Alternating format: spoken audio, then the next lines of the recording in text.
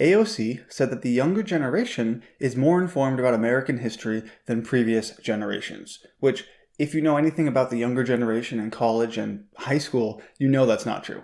But let's see what she actually said. This is in response to the question, is the new generation too delicate? I think young people are more informed and dynamic than their predecessors. They actually take time to read and understand our history, the history of the labor movement, history of civil rights, history of racial struggles, history of economics, history of the United States, history of colonialism.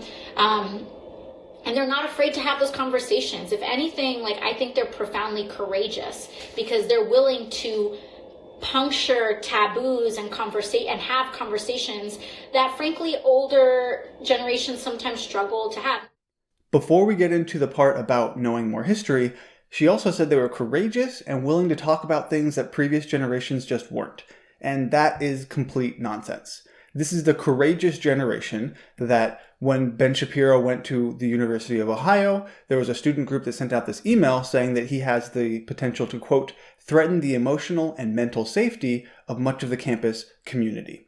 During the 2016 election, once Trump won, these are the same generation who were given free counseling at universities and at high schools, who, as high school students, decided to protest the election by leaving class and just standing outside, which, let's be honest, they just wanted to ditch class. It had nothing to do with the election. And it's also the same group of university students who protest and shut down speech they disagree with. So much so that this liberal professor wrote an op-ed in the Huffington Post saying that you need to stop doing this. And he cited several instances where conservative speakers on college campuses were either uninvited completely or shut down during the speech because of protests. This does not sound like the generation that is courageous and willing to speak about things that previous generations weren't. They're only willing to speak about things if they're things that they agree with. If they're not, you see what happens. They shut it down. Now, that's completely nonsensical. But let's get to the crux of what she said, that they are more informed about American history.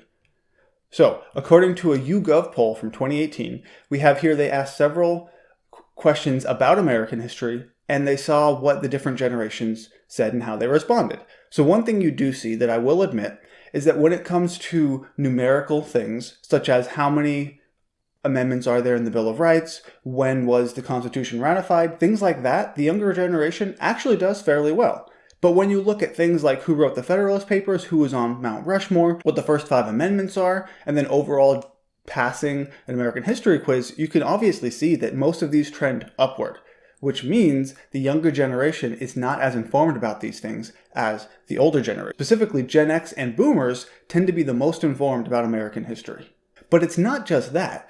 It's also about the Holocaust. You see, when asked about Auschwitz, 66% of millennials could not identify what it was, compared to 41% of the general adult population. Now, maybe you think that's just a fluke, it's just one piece of information, and it's not indicative of everything.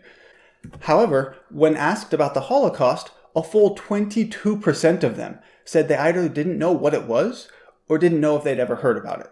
So almost a quarter of millennials said they didn't know about the Holocaust, which is astronomical. How do you not know about that? And to be fair, 11% of the general adult population also did not know about the Holocaust. So millennials were twice as likely to not know about it. Still, 22% not knowing about the Holocaust, that doesn't make any sense to me. So it is not true that the younger generation is more informed about history than the older generation. It's factually inaccurate.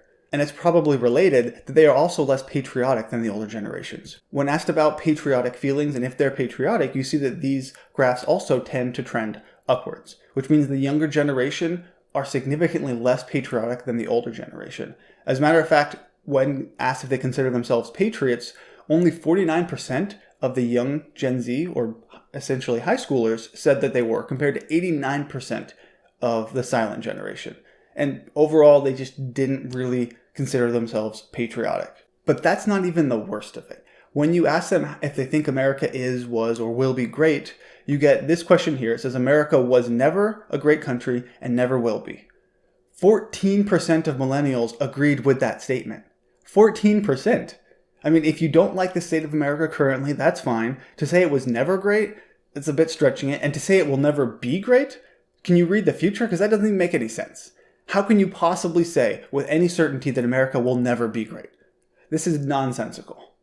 But again, 14% say that it will never be great and has never been great. That's kind of a ridiculous statement. The country that went to the moon was never great. Sure, we had plenty of things in our history that are not great, but that doesn't diminish all the great things that we did as a country.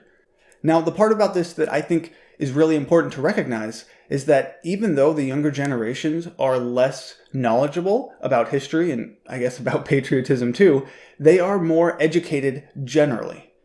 So here we have from the census the percentage of students who graduated high school at the top and then graduated college at the bottom. And what you can clearly see is that both of these lines are going up. And what that means is that every generation is more educated than a generation before it. And that may sound like a good thing because more education is certainly a positive, but it obviously has not been helping when it comes to US history. So the question then arises, if they're more educated but they know less about history, what's going on in these schools?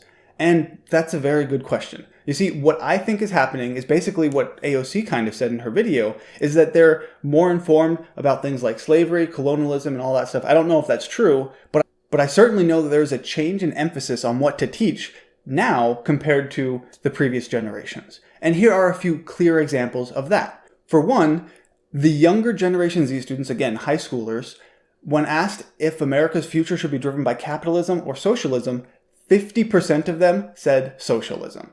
50% said socialism should drive America's future. Compare that to 17% of the silent generation. That is a huge increase.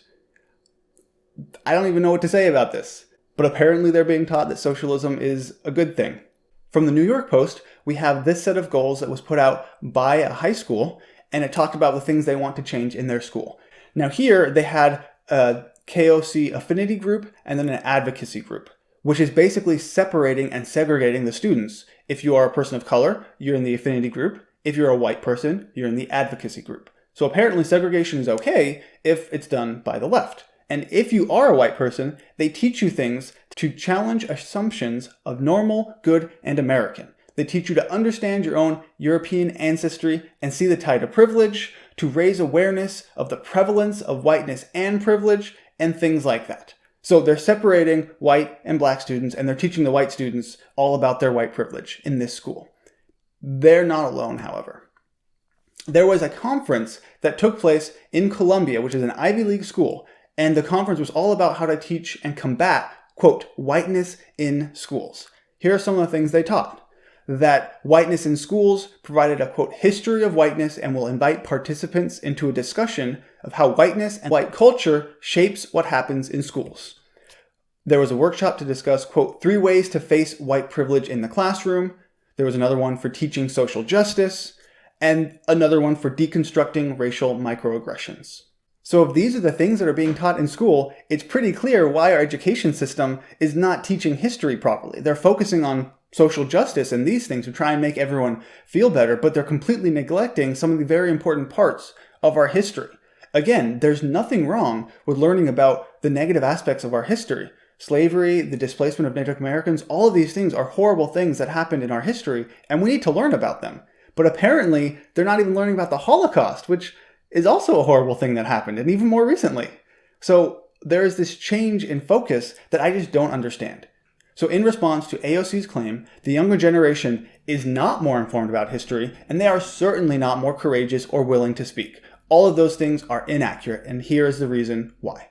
So what do you think about this? Are you in high school and college? If you are you seeing some of these changes take place at your school? I know I personally have. Obviously, I'm not hating on everyone in the younger generation because I actually am a millennial as well. But it's clear that this generation is not as great as AOC is trying to claim. And she's saying that because they're her constituents. They're the people who really like her. And so she wants to be elected again, right? Let me know what you think down below. My sources are all there if you want to check it out. And if you haven't yet, be sure to subscribe, hit the notification bell. That way you get updates on all my videos and you won't miss a thing. Thank you for watching, and I'll see you next time.